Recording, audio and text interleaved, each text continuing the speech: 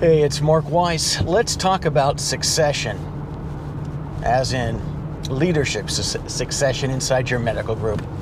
A few moments ago, I just merged from a sort of on-ramp onto this large highway,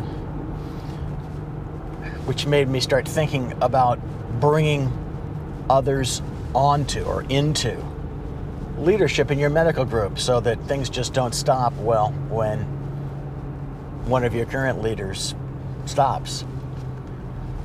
Often we don't think about this until it's too late, or often we think about succession as a sort of all or nothing sort of thing. In other words, there's either no one who's succeeding, or perhaps that person is thrown all at once into the role when somebody resigns and now there's an election to fill that slot, with no ability of the outgoing person, no time for the outgoing person to sort of onboard or train or bring up to speed his or her successor.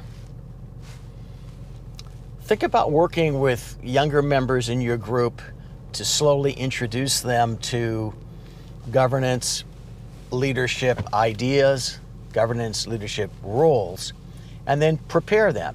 You can sort and sift through them to see who has the aptitude for the role, to see who has the interest for the role, and in case they don't all stick around, you'll have more than one person, at least in the leadership pipeline. I'm sure there are other approaches to this as well, but the key is to start thinking about succession before it's too late. Succession leads to your success.